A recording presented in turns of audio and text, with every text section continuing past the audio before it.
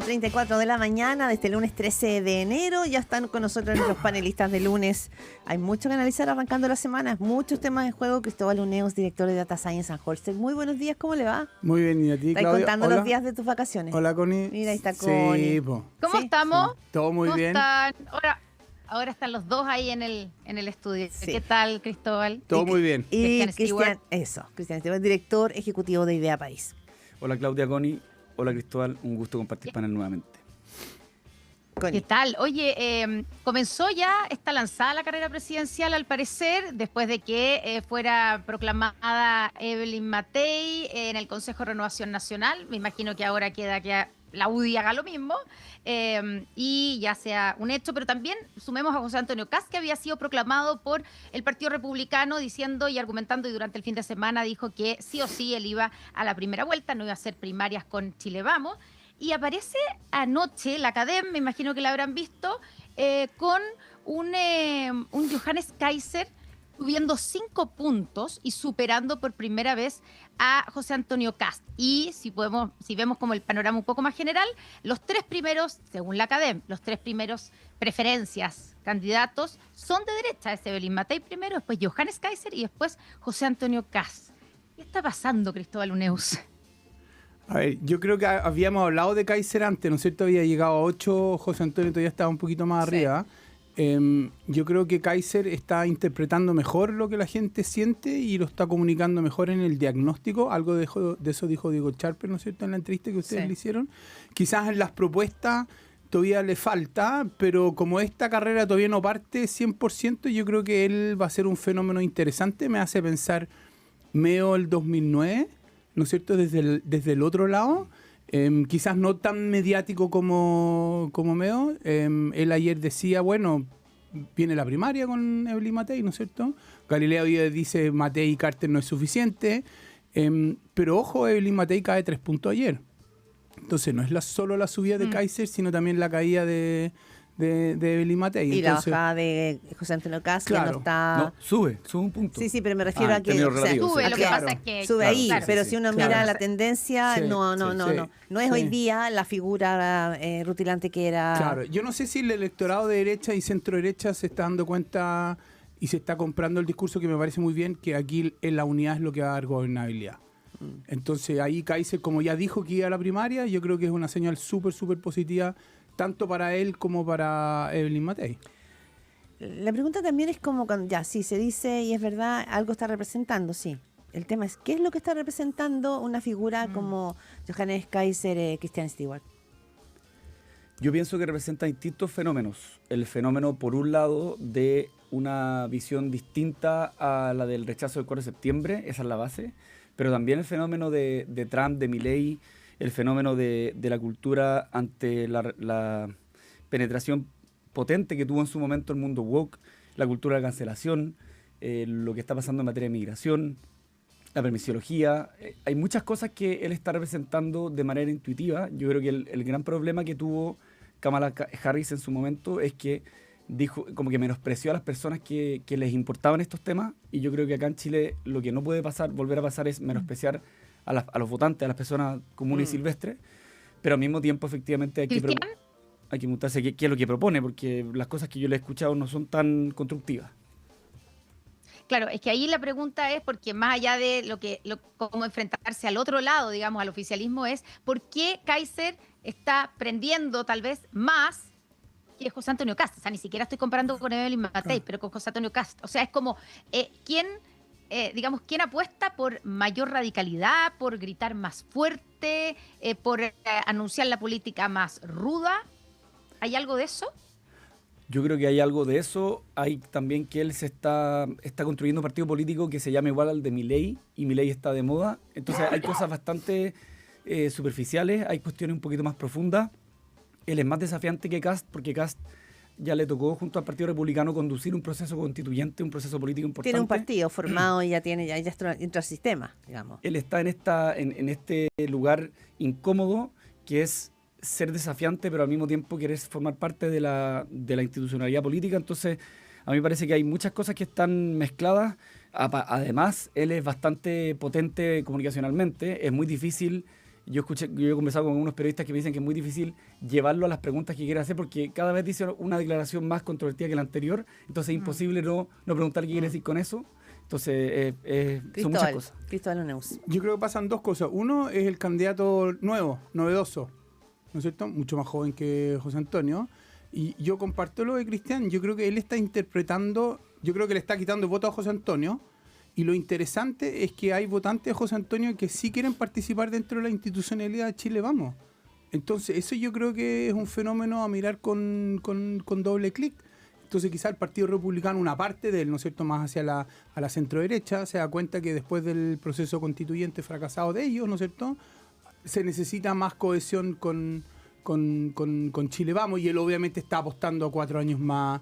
Y ojo, que si hay una primaria con Evelyn Matei y esta diferencia de 2 veces se mantiene, le puede ir bien en la primaria por ser primer candidato. No le va a ganar a Evelyn Matei, ¿no es cierto? Que fue el fenómeno Cas la primera vez. Claro, Pero entonces eso yo lo encuentro muy novedoso. Hay un punto interesante que yo creo que es relevante también quizás de unirlo, y ustedes son los que estudian y tienen datos como data para poder mezclarlo. Hay un malestar social. Ese malestar social está en Chile instalado, no estoy hablando del estallido, estoy hablando de un malestar respecto de qué tan eficiente o qué tan efectiva es la democracia para resolver los problemas que yo tengo en mi vida cotidiana, para comprar mis alimentos, para que mi hijo vaya al colegio, para salir en la noche, etcétera. Ese cansancio, ese hartazgo no está solamente en Chile, está en toda la región. Entonces, y eso puede significar, y lo están diciendo muchos estudios, que a la gente, cerca de un 40%, le da lo mismo si viene un gobierno de mano dura, un gobierno que dé gobernabilidad, un gobierno que no dé gobernabilidad. Esas cosas que habla el mundo político, dicen nosotros con la unidad damos gobernabilidad. Pareciera ser que a la ciudadanía, al menos lo que ha pasado en el resto de América Latina, no le importa tanto eso. Y no le importa sacrificar espacio de libertad personal si alguien viene y le promete. Y para prometer así de fácil, lo que uno promete son medidas simples. La complejidad está probablemente en plantear cosas que sean difíciles, impopulares, porque para salir de cualquier crisis esto se requiere una cierta sofisticación. Pero Johannes Kaiser podría más bien plantear medidas más fáciles. ¿Cómo lo ven ustedes en ese sentido, respecto de la calidad de la democracia que esto puede implicar? A ver, yo creo que a mí, quiero poner un ejemplo a propósito de lo simple y lo complejo que yo creo que tú resumes muy bien. En el discurso de Evelyn Matei ayer en Renovación Nacional. ¿Qué significa para la gente reducir el gasto fiscal? Pero es importante que lo diga. Está bien, pero para la gente la solución del día a día no le dice nada. No. Puede ser que le diga las consecuencias, porque este es un insumo, un camino para. Pero yo creo que ella ahí le está hablando a la élite, no le está hablando al votante. Y yo creo que Johannes Kaiser no comete ese error. Él le está hablando siempre al votante, le da lo mismo la élite. Y yo creo que eso la gente se da cuenta, y eso es parte del fenómeno que está capturando. Y al mismo tiempo, cruzado con eso, yo creo que cuando ella dice que quiere hacer política no desde la trinchera y se declara enemiga del todo nada, y se declara enemiga de aquellos que no están a la negociación y a los acuerdos, me parece que también, a pesar de que le habla a la élite, también le habla a las personas comunes y silvestres cuando se ve en todas las encuestas de opinión que todas las personas dicen que necesitan que los políticos lleguen a acuerdo. Entonces igual ahí se cruzan elementos, pienso yo, en la puesta en escena de Evelyn Matei, que me parece que sin duda es muy interesante analizar. Connie. Claro, es como, parece un poco contradictorio porque empiezan a subir estos personajes que están por el todo o nada. O sea, uno escuchaba ayer en alguna entrevista a José Antonio Kast, y esa es la impresión: no a la reforma previsional si es que no toda la cotización, el 6% extra, no va a capitalización individual, no es bueno consensuar, que es como lo contrario de lo que está postulando Evelyn Matei. Ahí hay como una contradicción. Pero yo les quería plantear, además, estamos hablando de 3 candidatos de derecha versus la centroizquierda, que no tiene candidato ni candidata. ¿Están atrasados o finalmente la derecha se está anticipando y puede ser que incluso no lleguen a la carrera final los que estamos viendo hoy día? A ver, yo creo que hay como una bipolaridad aquí, ¿no es cierto? Gente está apostando a que sea Michelle Bachelet, ¿no es cierto? Y la están tratando de convencer. ¿Cómo? Y porque es la candidata que mejor marca y creen que le puede ganar a Evelyn Matei en una segunda vuelta. Y lo segundo es que el gobierno, y eso es una tónica de todos los gobiernos anteriores, no han tenido buenos mecanismos para elegir sucesores. ¿No es cierto? El 2009 Frey perdió, después Piñera, Matei, perdió, Bachelet 2, Guillet, perdió, Piñera 2, perdió el candidato. Entonces, los gobiernos en general han sido malos para elegir sucesores. Sus papables. Puede claro. ser, y los partidos también muy en la coyuntura, ¿no es cierto? Quizás han tratado de convencer, bueno, trataron de Bodanovich dijo que no. Entonces, también falta elenco porque yo creo que muchos intuyen que la próxima elección lo más probable es que lo gane la derecha. Yo estoy de acuerdo con lo que dice Cristóbal. Creo que el hecho de que Evelyn Matei sea candidata formalmente y también José Antonio Kast no solamente le hace bien a ellos porque de alguna manera muestran la realidad, sino también porque le ayuda mucho a la discusión pública. Ahora Evelyn Matei va a tener que pronunciarse y yo estoy seguro que tiene muchas cosas que ofrecer y que sin embargo por razones estratégicas no puede exponerse tanto tiempo sin ser candidata, era un problema. No, pero lo que dice Connie, Christian Stewart, es estamos hablando de 3 candidatos de la oposición Sí. y el terreno totalmente desértico al lado del oficialismo o digamos de la centroizquierda y la izquierda. ¿Y qué pasa ahí? Porque suenan nombres, suena Michelle Bachelet, como dices tú, Cristóbal, pero ¿qué pasa con el resto? Carolina Toá, según Cadem creo que era, o Criteria, marcaba 2 y Camila Vallejo marca 2. De ellas probablemente solo Carolina Toá podría ser candidata o tendría ganas. Entonces, ¿qué pasa ahí? Para allá iba, en el fondo yo creo que le hace bien a la discusión pública porque obliga al mundo del oficialismo a pronunciarse también y a tener liderazgo. Y por otro lado, yo creo que el discurso de Boric en materia de pensiones el día martes, si no me equivoco, fue un acto, entre otras muchas cosas, porque hay gente que dice que con esto abandonó la reforma de las pensiones y otro elemento, pero me parece que dijo, acá yo me saco mi sombrero de jefe de Estado y me pongo mi sombrero de jefe de campaña, porque el nivel de intensidad, de criterio, de asambleísmo, era un llamamiento a los suyos para que, para el fondo, entre otras cosas, digan, acá tenemos que asumir que si es que no nos ponemos las pilas vamos a perder. Entonces, a mí me parece que eso fue un punto de inflexión importante, que desde marzo vamos a ver distintas luces para poder responder a esta pregunta, que hoy día no conocemos la respuesta. Ahora el gobierno, muchos en el oficialismo apuntaban a Carola Toá y había una estrategia, el Ministerio de Seguridad y todo, pero la estrategia no funcionó. Entonces es muy difícil para un ministro lucirse en un régimen tan presidencial, un gobierno que realmente ha hecho muchos errores no forzados, ¿no es cierto? El de la Casa Allende raya en la imaginación de García Márquez, ¿no es cierto? Y entonces es muy difícil para un ministro o ministra sobresalirse para surgir, y no hay ningún senador que diga ya, yo voy a tomar la posta y Ahora, seguir adelante. Todo eso sucede si es que la reforma previsional en curso, que está instalada y a la cual hoy día el gobierno presenta indicaciones, Cristóbal, tú estás ahí, no avanza, pero si avanza probablemente las cosas, estamos en otro escenario. Puede avanzar, primero que nada, Cristóbal, en las últimas horas hay clima de acuerdo. Sí, yo soy optimista, yo creo que ¿Sí? vamos a ver luz verde en el Senado. La Cámara de Diputados ya es otra discusión. Pero se ha llegado como acuerdos bien importantes, se destrabaron nudos. Sí. Ahora hay que ver qué es lo que pasa ahora en la discusión y la votación de las indicaciones, ¿no es cierto? Una cosa es la idea y otra cosa es como que después escrito, pero yo soy súper optimista. Mira, cambió el clima entonces, porque no estaba siendo optimista la semana pasada. Connie. Sí, eso quería preguntarte, Cristóbal, en el optimismo es que se llegue, se voten a favor, digamos, y se lleguen a acuerdo sobre las indicaciones que hoy día va a presentar el gobierno, que hay plazo hasta las 12. ¿Ese es el optimismo o que salga algo del Senado? No, hay buenas conversaciones, obviamente siempre faltan los detalles.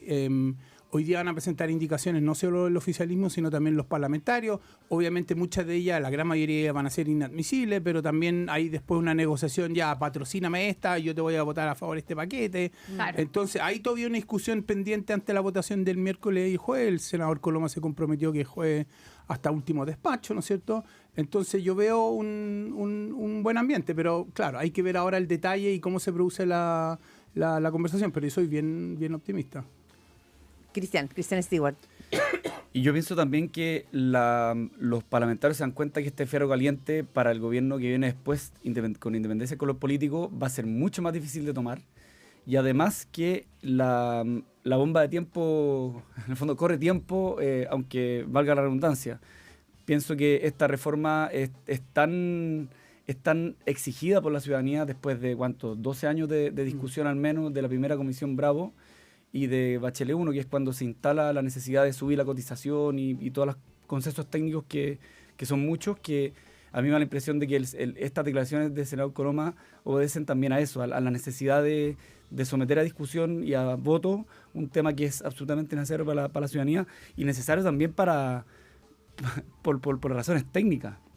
La capacidad de ahorro que tiene Chile y la capacidad de ahorro que tenemos las personas es muy baja y este tipo de reformas cruzado con otras que quedan fuera también de la discusión, esto hay que decirlo, por de pronto la de jubilación, estamos tapando el sol con un dedo porque sube la esperanza de vida, baja la tasa de natalidad y muchas cosas. En Francia y en otros países países desarrollados cada vez que se plantea el tema. Hay que saber hacerlo, sí. pero me parece que en el fondo es inviable seguir pensando en el futuro sin hacernos cargo de las consecuencias. Ahora, consulta, si se aprueba la reforma previsional, ¿es logro del gobierno o es logro del sistema político? Y si se rechaza, ¿es derrota del gobierno o derrota del sistema político? O sea, a pesar del sistema político, diría yo.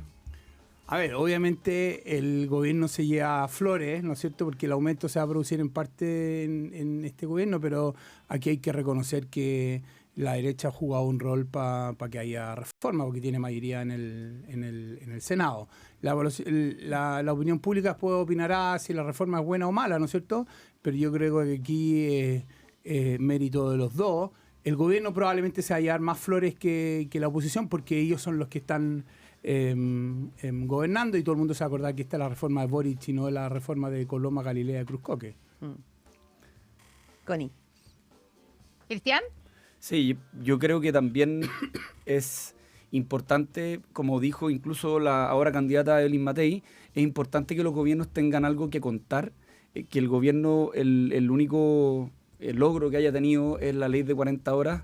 Me parece que confirma la importancia de reformar el sistema político. Si un gobierno es elegido y no sale adelante por el sistema político, me parece que es problemático, dejando de lado las cosas que proponía, porque básicamente cuando se proponía, como bien decía Óscar Landerreche, que querían revisar y plebiscitar todos los tratados internacionales, cuando se proponía esa misma persona que criticaba a Óscar Landerreche, cuya base económica era la teoría del decrecimiento, me parece que también hay otras razones por las cuales no se cumplieron su programa de gobierno, que a mi modo de ver las cosas eran nefastos, pero efectivamente es importante que el gobierno tenga algo que contar y en ese sentido es relevante el esfuerzo que está haciendo la centro derecha. Ahora, ¿qué tanto ruido puede hacer, Cristóbal? No sé si vieron esa iniciativa que algunos parlamentarios van a proponer o van a exigir plebiscitar como el futuro de las AFP. ¿O es una idea, una locura, loca. Un populismo? Yo creo que no recuerdo que hayamos plebiscitado por ley, ¿no es cierto?, alguna iniciativa así. Yo creo que es por poner un tema relevante para ellos en discusión. No sé si es el mejor instrumento dado las indicaciones que van a ingresar hoy día. Y hay que ver qué es lo que dice el Ejecutivo. Yo le veo muy baja probabilidad que esto se avance, ¿no es cierto?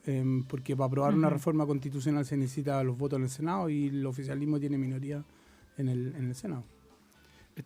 Oye, pero sí, solamente para puntualizar algo que dijo Cristóbal antes, tú dijiste, claro, lo más probable es que esta reforma sea promulgada, o sea finalmente despachada por el Senado. Eso debiera ocurrir en el mes de enero si se cumplen todos los plazos. Ahora, el problema va a ser cuando llegue a la Cámara de Diputados. O sea, igual esto va a ser en marzo, ¿cierto? Porque ya vimos lo que pasó en la Cámara de Diputados hace un año, que se aprobó cualquier cosa, digamos, un queso suizo, como dijo el ministro Marcel. O sea, el acuerdo y que salga de esta manera o de la manera que salga del Senado no es garantía de nada en la Cámara de Diputados. Exactamente. La Cámara de Diputados es otra discusión y ahí el oficialismo ha hecho esfuerzos y son públicos, ¿no es cierto?, de empezar a hablar con los diputados y tratar de convencerlos que esto es una buena reforma, y ellos también dicen con justa razón, nosotros no somos buzón del del Senado. Entonces ahí yo creo que va a haber una discusión interesante. Ojo que también eso impacta la comisión mixta y todo eso alarga el proceso. Y mientras más largo, más cerca de la primaria presidencial. Y más difícil va a ser votarla. Y más difícil. Zapatos chinos, en el fondo, ¿no? Christian Stewart. Algo así. Yo creo que esa propuesta de plebiscito es un statement simplemente para dejar tranquilo a los suyos de que no porque aprueben esta reforma, donde la AFP sigue existiendo, al menos en fondo, van a decir que están de acuerdo con la AFP. Es simplemente un llamado de atención y una otra vociferación hacia su 30% que está mirando con mucha expectación qué está pasando en el Congreso. Pero con eso están, de alguna manera, y con los diputados que plantean esta idea, atornillándole a un gobierno que va avanzando y que esta reforma la dirige una ministra del Partido Comunista. No es una exconcertación, no es el rey de la transacción. A mí me llama la atención porque en el relato del PC se critica. El Frente Amplio está buscando maneras de todo tipo de puertas de salida para criticar algo que es su gobierno el que lo está llevando adelante. Sí, pero yo creo que aquí hay que distinguir también la historia de los partidos. El Frente Amplio es un movimiento que existe hace poco. El Partido Comunista existe hace más de 100 años y ellos saben que las peleas son de largo plazo. No se gana todo al tiro. Entonces ellos también entienden que esto puede ser un primer paso hacia un nuevo sistema de pensiones y que no lo pueden ganar todo, sobre todo la coyuntura. El gobierno es minoría. Bien. Entonces hay que ser realista también. Sí, Christian Stewart, para cerrar, menos de un minuto. Sí, no, yo estoy muy de acuerdo con Cristóbal y también estoy de acuerdo cuando se dice que el problema de fondo es lo que va a pasar en la Cámara, porque en la Cámara, como todos sabemos, la capacidad de diálogo es mucho menor, la capacidad de acuerdo por eso mismo también es menor, y lo que vaya a pasar ahí es un signo de interrogación. Entonces, ojalá que las cosas sigan con la misma tendencia y que se aleje lo más que se pueda de la primaria presidencial, porque eso todo lo elimina. 8:55 de la mañana y vamos cerrando con esta pauta de análisis cuando son ya, ¿no es cierto? Quedan 5 minutos para las 9. Cristóbal Neus, director de Data Science en Holste, muchas gracias. Y Christian Stewart, director ejecutivo de Día País también. Muchísimas gracias por estar aquí. Gracias a ustedes. Que tengan